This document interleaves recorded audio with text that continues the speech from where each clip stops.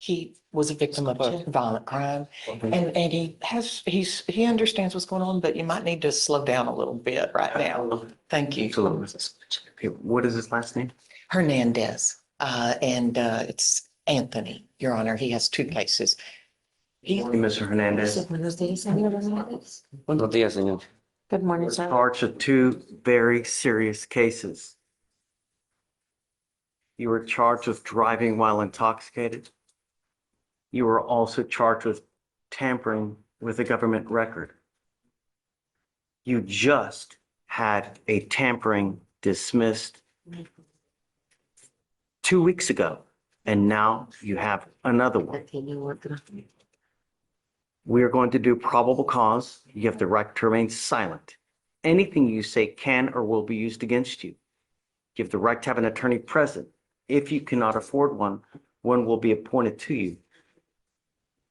On the tampering case, you're facing up to a year in jail and or a $4,000 fine. On your DWI, you were facing up to 6 months in jail and or a $2,000 fine.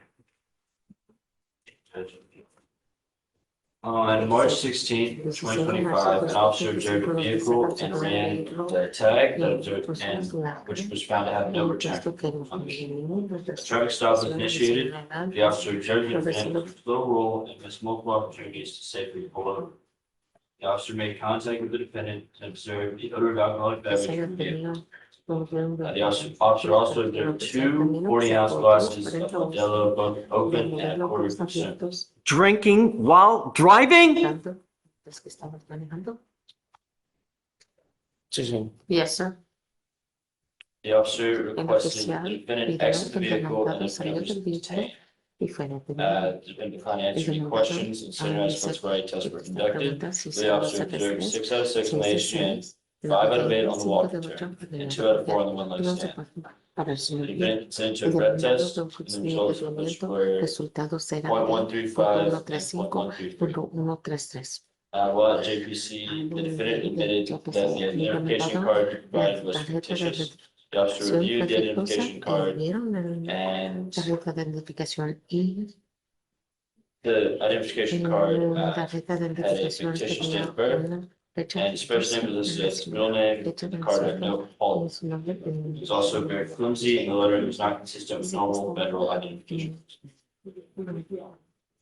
Mr. Hernandez, I'm going to find that there's sufficient probable cause to go forward with your case. I would hope that you recognize it's damn elementary that you're not to have alcohol in the car while you are driving. You will be signing an affidavit with me today promising me you're not going to drive. I don't give a rat's behind what your excuse is. If I find that you drive, I will have a contempt of court hearing.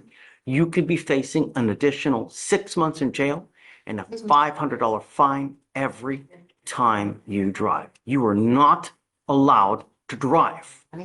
Do you understand? ¿Entiende? Sí, señor. Yes, sir. Is he here on an asylum claim? Does he have status here? Judge, I'm not sure if asylum is the right word, but he does have an avenue through immigration based on him being the victim of the violent crime. Not in this country with permission, and you go to jail. What happens? ¿Qué pasa? Como dice la pregunta, What was the question? por favor. Please. ¿Qué pasa si tú andas a la cárcel y inmigración te encuentra?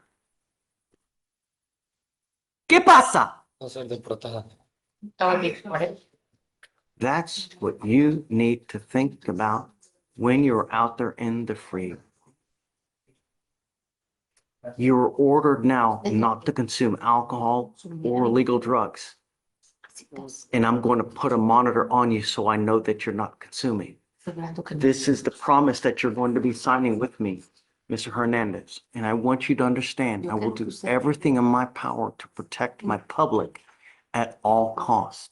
Do you understand me? ¿Lo entiende? Sí, señor. Yes, sir. Sure. ¿Seguro? Sí, señor. Yes, sir.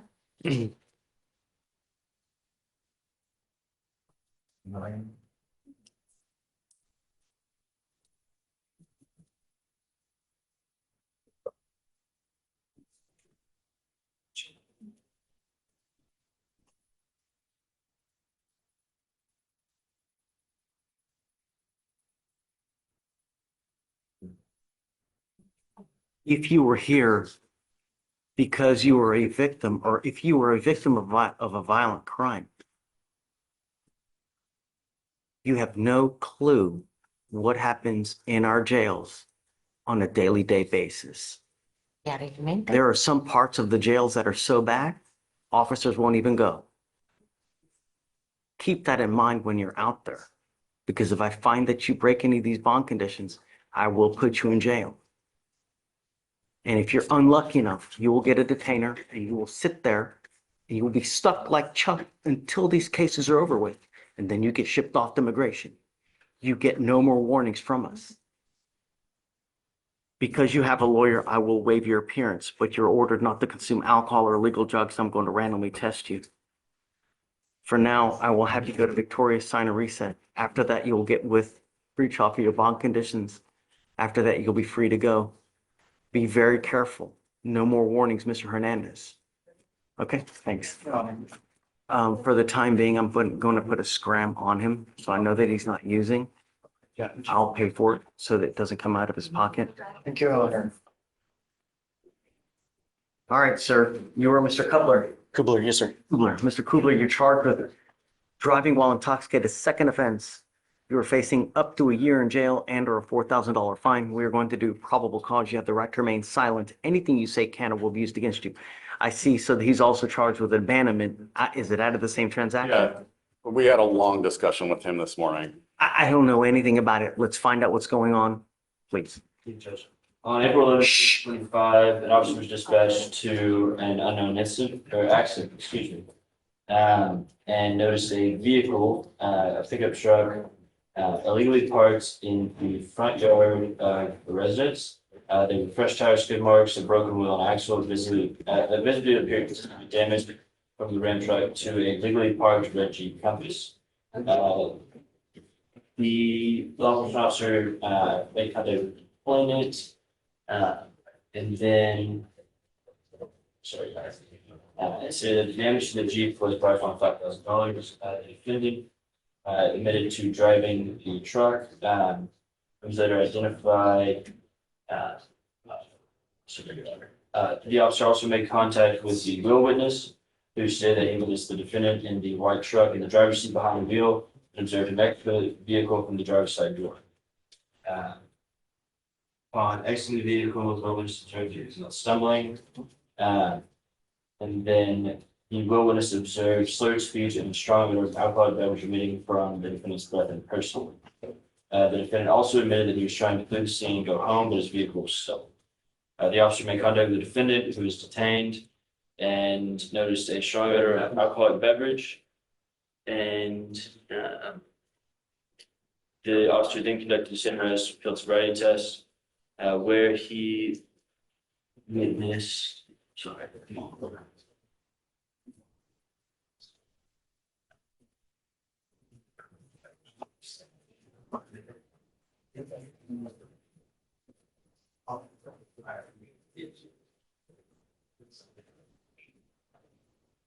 Sorry, Your Honor, the DIMS leaves off and does not show the standardized field sobriety test results.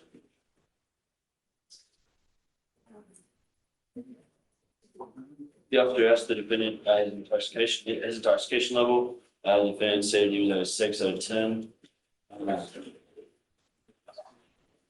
The defendant said he does not believe it was safe to operate his motor vehicle at this level of intoxication. But had an 11-year-old passenger. He did not. Or I'm sorry, he did not. He did not. I apologize. Just a moment to see if I can. Judge, I'm going to tell you that's kind of where the DWI investigation stops.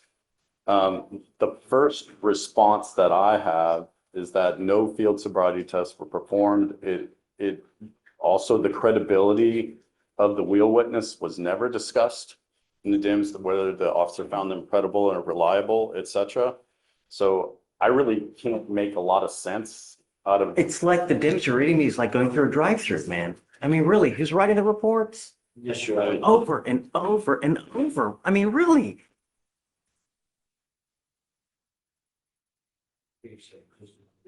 Trying to see if I can find anything else. Case after case, we're just.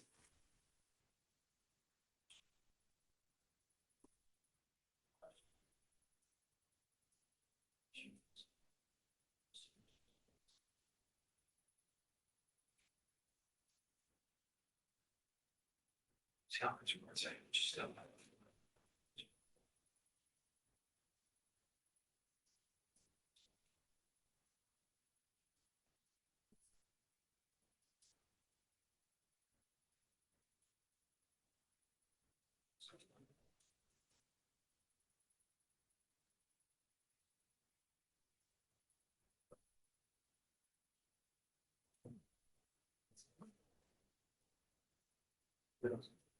So Judge, things don't say it, don't say what is the results of those van revealed sobriety tests, and we do not have an officer. How on earth am I supposed to find probable cause when Mickey Mouse is writing these reports? I don't say, I don't know why it's not in the DIMS. Obviously, we didn't write it in here. We represent what is written in there, and so I understand your frustration. I'm highly frustrated. Mr. Kubler, I'm gonna find no probable cause in your case. Don't kill anyone. You know, every single day on the news, how many people die in our county because of a DWI? How many? Every single day. We lead the nation in alcohol-related collisions and fatalities because of boneheaded moves that are made day in, day out. Now, this is not to say that they may not indict this case at a later time, but be whatever, just don't kill someone, please. Take a seat, please, sir. Thank you, Judge. Thanks. I'll be working on this one.